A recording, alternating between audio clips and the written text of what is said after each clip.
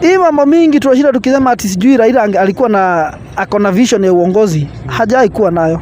Because if truly Raila had a vision to lead this country and to rescue this country, trust you me, since 1997 venye alianza kuvai, angekuwa amechaguliwa hata mara moja.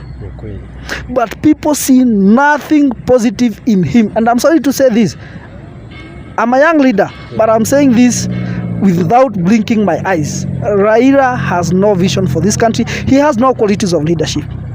And that's why unakutaka most of the time naitwa unakuta akiitwa baba umaskini.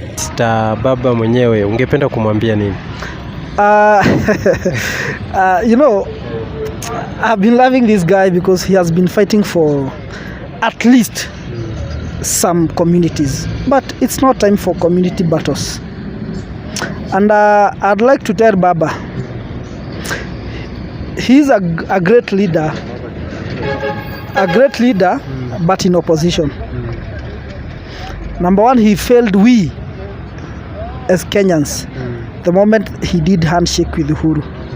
Before handshake, alikuwa raised so many issues about the government ya Uhuru Kenyatta, including sisters wa Uhuru wenye walikuwa wamekula pesa ya mahospitali. But the moment alifanya handshake, all went in vain.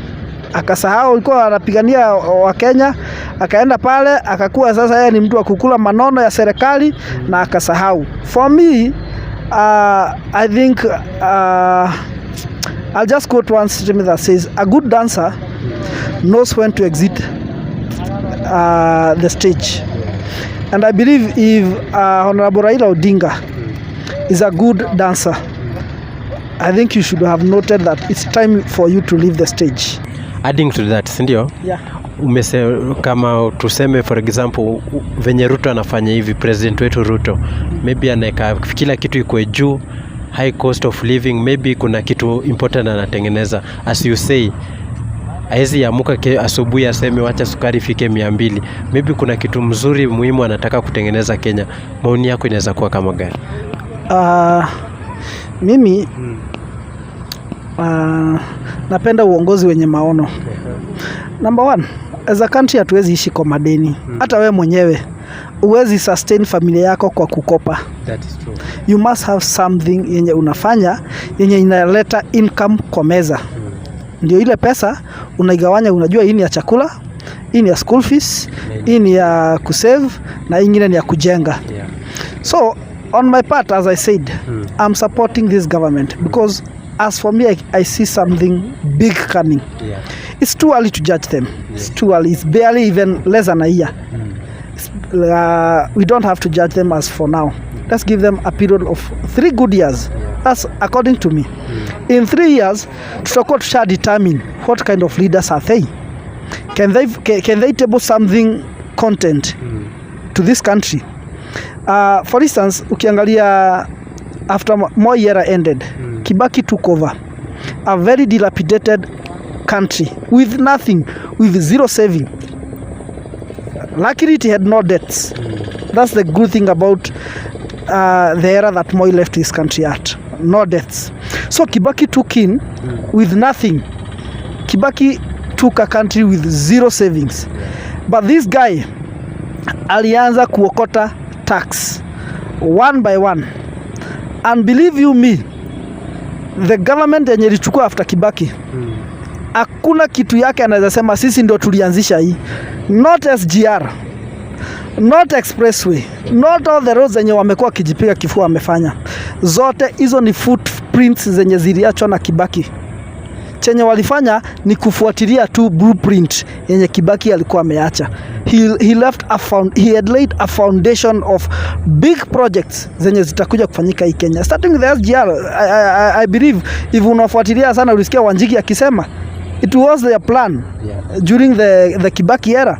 Expressway, it was their plan during the Kibaki era. Chenye ilifanyika, bei ya SGR ilikuwa exaggerated too much, bei yake ilipandishwa sana. But if you do a comparison na Kibaki chenye aliacha na chenye imefanyika, I wish this government inaweza malizia chenye Kibaki alikuwa amefanya before they start doing their own projects. Because number one, Kibaki aliokota tax to a point akafanya education, primary education kuwa total free. Ilikuwa bure bilashi. Hiyo inama hakuna mtu anaweza pinga. Primary schools ya Kibaki ilikuwa free. Ukiangalia barabara kama hizi bypass, 99% bypass zenye unaona leo hii Kenya ni blueprint ya Kibaki. Na alifanya hivi akijuaga if this country itaendelea kuokota tax venye inaokota. Na Kibaki alikuwa very strict, a silent leader but very strict. Ikifika ni pesa ya wananchi, ilikuwa inafaika umepewa Ministry of Transport and Infrastructure. Shilingi moja ikipotea, it's upon you, not the government. Ni wewe ubebe mzigo wako. That's why unaona siku ya Kibaki hauko na hizi major corruptions. Au kuziona corruption zenye zilisikika ni za kina agro leasing, za kina Musalia na huko, which zilikuja zikawa sorted baadaye. But tukiangalia hii serikali imepita, it opened doors. A lot of money ilipotea, starting with KEMSA. Pesa mingi sana ilipotea. So for this government, mimi naona a return of Kibaki era or even more. Unaweza kuta ikiwa more kuliko chenye Kibaki alifanya. But as the steps wameanza kuchukua, I'm seeing the return of Kibaki era. And I'm sure if this government itaendelea tu kufuata the steps zenye wanafuata, believe you me, before their first 5 years ends, this country will be somewhere, na hakuna mahali tutalazimika ati kwenda kutafuta kura. They will have changed the mentality of this country. Because number one, this country we need to have a mentality of great leadership. Not just a leader, great leadership. Na mimi naambia watu, hii mambo mingi tunashinda tukisema ati sijui Raila alikuwa na akona vision ya uongozi, hajai kuwa nayo. Because if truly Raila had a vision to lead this country and to rescue this country, trust you me, since 1997 venye alianza kuvai, angekuwa amechaguliwa hata mara moja. But people see nothing positive in him. And I'm sorry to say this, I'm a young leader, but I'm saying this without blinking my eyes. Raila has no vision for this country. He has no qualities of leadership. And that's why unakutaka most of the time naitwa unakuta akiitwa baba umaskini, because hiyo nikaa ni kitu yenye amekuwa kihubiri for long. So it's time we Kenyans we change our mentality in terms of leadership. Let's look for positive and vibrant leaders. It's the only thing that we need. We need a transformative leader in this country. So the Kenya Kwanza government, according to me, they have a vision. They have a plan. Let's give them time to implement their plan. The only thing I request from them, you gave us a lot of promises during the campaign season. For now, we don't need any promise. We don't need any new promise. We don't need anything else than fulfillment of the promises you made during the campaigns. Hatuhitaji kitu ingine. Fulfill whatever you gave us before you bring other new things. In these 5 years, just implement at least 70% of your promises during the campaign. And come 2027, now come up with new promises. We'll go for that. But that is, you must fulfill at least 70% of the promises you made during the elections. So for me, I embrace the leadership we have, and I embrace all leaders, either from Azimio or from Kenya Kwanza. I do embrace them because they are all leaders, and from every position they were elected, the people who voted them in, they saw something great in them. So I respect leaders and I embrace them, all of them. But we have to respect the government. We have to respect the governance. We have to respect the presidency, because I've noted so much insults to the presidency and other leaders. It's not wise for young leaders like we. We are upcoming leaders. What are they telling us? Wanatuambia nini? Hatufai kuheshimu uongozi. Saa ingine nakaa hivyo nasema heri enzi za Moi. Enzi za Moi haungesikia mtu akitukana deputy president ama president. Sasa naona mpaka vijana wa mtaa wanaenda kwa mila wanaita deputy president Gachiedha. It's not worth it. That's presidency na inafaa kuheshimiwa. As much as you don't like that person to be there, aliyekwa hapo akiwa na purpose, and people saw something in that person, ndio wakawachagua wakiwa as a duo. So watu waheshimu Ruto, waacha kumuita Zakayo muokota ushuru. Watu waheshimu deputy president, waache kumuita Gachedha. Mnajua jina yake, ukisikia hutaki kumtambua kama deputy president, muite Rigiji, muite Rigathi Gachagua. It's enough, but stop tainting their names to something funny. That's presidency, na ningependa mimi kuchallenge those leaders likes of akina Sifuna, akina Raila Odinga, akina Martha Karua, akina Mwangi wa Iria, akina Babu Owino. Actually, for people like akina Babu Owino, he's a very young guy. Babu Owino amekuwa shule na Nairobi University, mimi nikiwa Desta. So I know him. Ni kijana mdogo sana, akienda miaka mingi sana. He's 37. Ndene Nyoro wako 35. Akina Ishongwa ni watu wako tu kaichi kadogo. But watu wenye wanakosea uongozi heshima. What if tomorrow that Babu Owino ni atakuwa opposition leader? Angependa kupewa heshima? Angependa kupewa heshima. So kwa hivyo hata yeye aheshimu wenye wako uongozini. Sisi ndio tuliwachagua, na wenye hakuchaguliwa akubali hakuchaguliwa. Simple. Respect that person, because tomorrow ujui utakuwa nani hii Kenya. You know, luck tunasemaga is a presentation of preparedness. So Babu Owino and the other leaders, huwa sihesabu mtu kama Martha Karua, and I'm sorry to say this, you know, I'm a leader. Na mimi sipendi kudanganyana. I don't see anything positive in the leadership of Martha Karua, Mwangi wa Iria, Raila Odinga. Their leadership in terms of Kenyan politics walitupa kwa something we call an political oblivion na Kenya Kwanza. Ukiangalia Kenya Kwanza imejaa mavijana, and in coming elections, believe you me, mutaona vijana venye watamuka, mutashangaa. We are now taking our space as youths. Wamama mko represented, wazee ni nyinyi mnapewa kazi zenye ziko huko juu zote. Hata sasa angalia government yenye ilitoka ya Uhuru, kazi yao ni kurecycle. Sasa angalia serikali ya Ruto, kurecycle tu. My question inakuaga, kwa nini hatuna mayouth kama sisi wenye tumesoma tunaweza kuwa pale? Kwa wengi sana. Kwa nini wanaenda kutuambia tuwapea 35 years experience, walitupea attachment ndio tupate hiyo experience? Hawakutupea kitu. But in the coming election, trust you me, tutakuwa na leaders wengi sana wa vijana. So hao wenye wako pale juu wazee mimi saisi watamu, na hiyo sitadanganya, because come 2027 hawatakuwa kwa ile book of political records za Kenya. Hawatakuwa. The opportunities, like Martha Karua had an opportunity to be a great person in this country, but she messed up. I wish alichukua kiti ya governor. Si alishindwa na Waiguru? Ako na impact gani? Chama yake haina mtu hata mmoja. Why call yourself as a leader if you cannot convince the people from your own area to vote at least an MCA na chama yako? Automatically inakwambia this person has no leadership qualities. Ikiwa wewe ni mzazi na uwezi kulea, utakuwa mzazi wa aina gani? Bure. So I'm calling upon the leaders to heshimu those in authority. Either ni president kwa mpaka MCA. Unajua hata MCA kuchaguliwa si rahisi na ni kibali. So hata huyo MCA aheshimika, because hiyo area yake iko na over 25,000 voters. Waliona huyu ndio mzuri, tukamchagua, na huyo ni kiongozi wa hao watu. Watu waheshimu viongozi wengine, presidency iheshimiwe, our judiciary iheshimiwe. Watu waache kufanya kila kitu ni siasa hii Kenya, because our time is coming and the time is now. We have to redeem this country, and the youth of this country, it's our time. Let's take our place and march forward and be the great leaders we want. Make this country the great country we want. That's all I can say for today.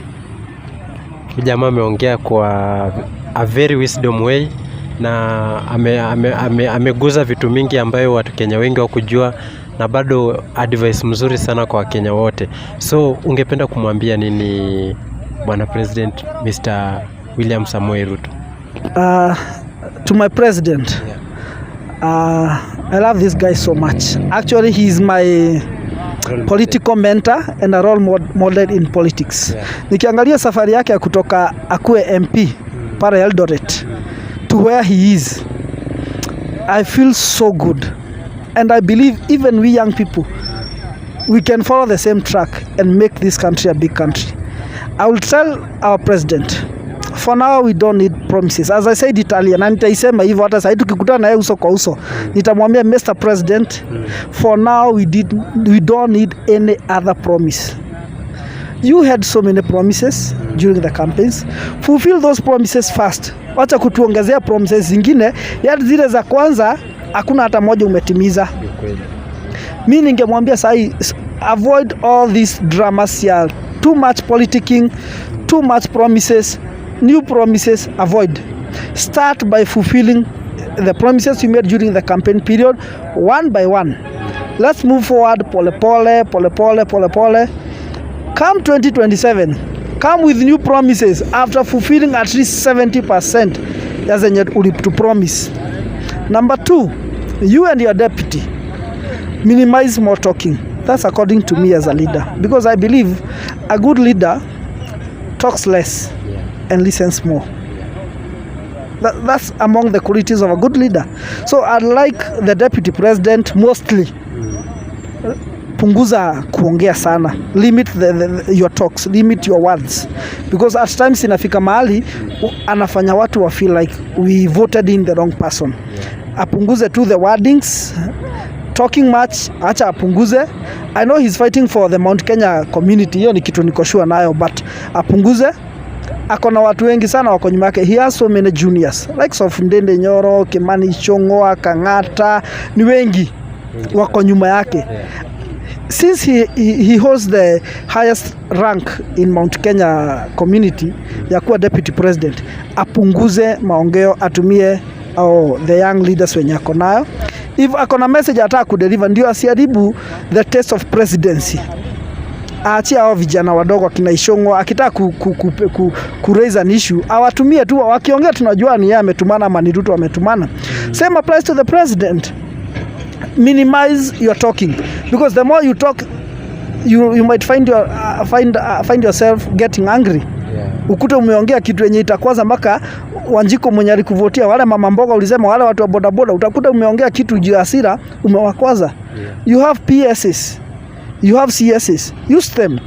Hiyo ndio kazi yao ya kukusaidia. You have government spokesman, wako pale, watumie. Kitambo in the previous regime uliona Kanzedena na Fred Matiang'i, they used to take so much role kwa government ya Uhuru Kenyatta. They use message yote ingetoka kwa either Fred Matiang'i, Kanzedena ama some other CS wenye walikuwa na usemi, tungejua tu yes imetoka kwa Matiang'i, but hizo ni wordings za Mheshimiwa Rais Uhuru Kenyatta. So same should apply to President William Ruto. Mimi ningeomba aache kuongea mingi. Yeye kazi yake anafaa kufanya ni implementation na kufuatilia projects zinazofanywa na kufuatilia hii pesa tulitoa ikafanya hivi, tulilaunch hii project, tukalaunch, anafaa kufuatilia. Ikifika ni deliver any message, use the CSS. Use the spokesman. Use the communication team you have, because you have a big communication team.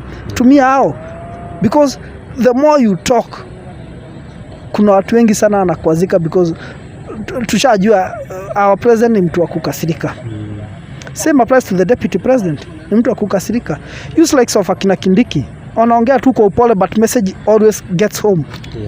Waongea tu kwa upole, ama tumia one of the governors, tumia Susan Keka, tumia Anne Waiguru, tumia kina Sakaja, the young people, tumia maembiza kina Ichung'wah.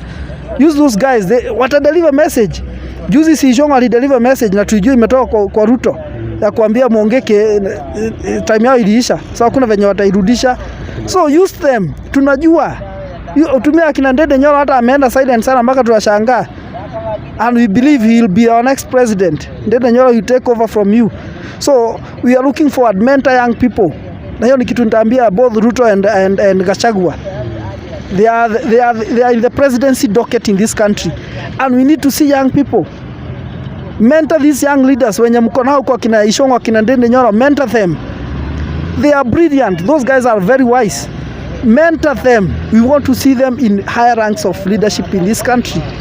Msikuwe kaa Uhuru mentored nobody. Na mimi siogopai kusema hivyo. Uhuru mentored nobody from Mount Kenya. And now we need someone who can mentor young people, not from a similar community, because kama kuna kitu imeharibu hii nchi yetu ni tribalism. And I believe our president William Ruto, since washikane na Uhuru, they have tried to bring this country to be one country. It's a one country because tuliletewa unity, tuliletewa tukawa kitu kimoja. Na ningependa hata saa hii, let the leadership we have today, they mentor young people from all tribes, either ni Msomali, either ni Mkikuyu, either ni Mjaruo, either ni Mluya, either ametoka Pokot ama ametoka wapi. We need to be one basket, because number one, mimi naangalia Tanzania sana and I love Tanzania, wote ni Waswahili. But ukienda pale mtu mwenye anafanya research, in Tanzania you have over 70 tribes, but hautazisikia wao wanajiitaga wa Tanzania, period. That's why ulipata Magufuli alikuwa ametoka kwa clan kadogo sana kauko chini, but walimchagua kuwa president, and believe you me, he transformed Tanzania. So the same should happen in our country, Kenya. We need leaders who have a vision of bringing this country to be one country. It's the only thing we need in this country. If we become one nation, we speak the same language, we talk about the same thing, believe you me, this country, watu watakuwa watoka countries zingine wasema tunaenda majuu ya Kenya. Because I believe we can. So my dear President William Samoei Ruto, and our Deputy President Rigathi Gachagua, and other leaders, including the governors, the senators, the women reps, MPs and the MCAs, I'll send one message. I'll send you with one message to the villages you come from. To the villages you come from. Let your number one vision be making Kenya a one country. Don't divide us from your political divisions. Don't divide us from whatever you feel is good for you. Think about the country. Don't think about yourselves. We need to be one country with peace, love and unity. Thank you. Thank you for your very encouraging word. And what about the Mr. Baba mwenyewe? Ungependa kumwambia nini?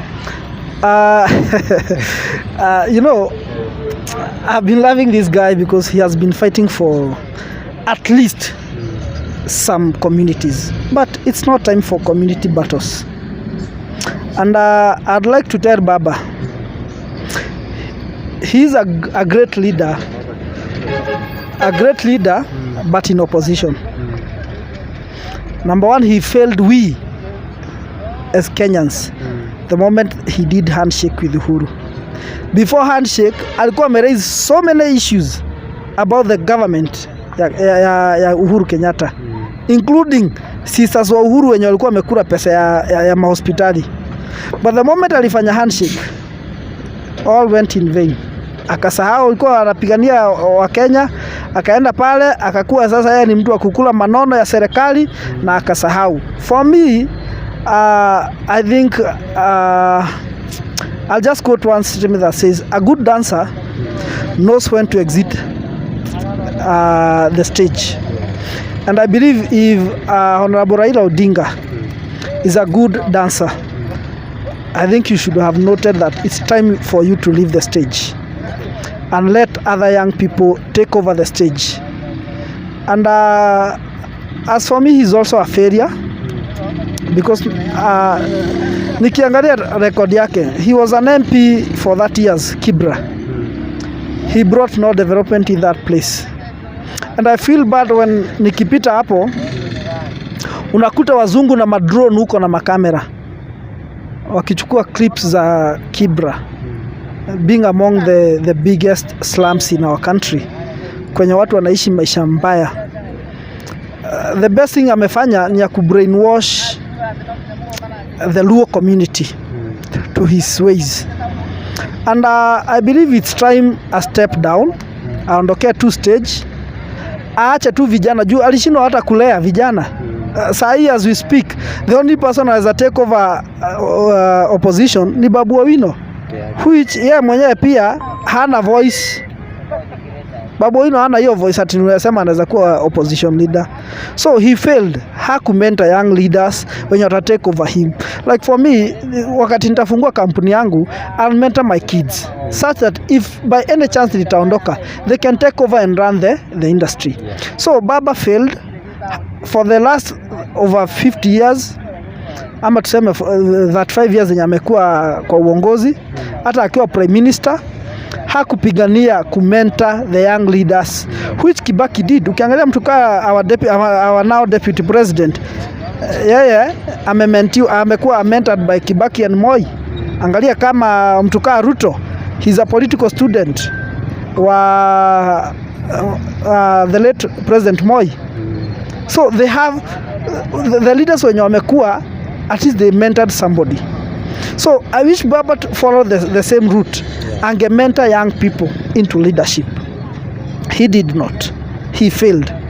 Iyo totally he failed. Angalia mtu kaa Barack Obama. After the president we have right now in US, in America, you will see a young leader mwenye alikuwa kwa timu ya Obama akilid. And ukiangalia most of the leaders wamekuwa hivyo, they have been mentoring young people, wana take over after them. Hata kama hawata take over immediately, they are taking over after some time. So Baba, it's time, because I believe you are a good dancer and you have already noted that it's your time to leave the stage. Just leave the stage, create room and space for other people to come and run the show. You don't have to call the show always. Let others do so. It's now your time. Yeah. Nashukuru sana kwa maoni yako, barikiwa. I hope hii message itafikia watu wengi. Asante sana. Thank you my people for watching. This is the Vis family. Subscribe kama uja like na ufanye kila kitu na ushare video ifikie wengi. Bye bye.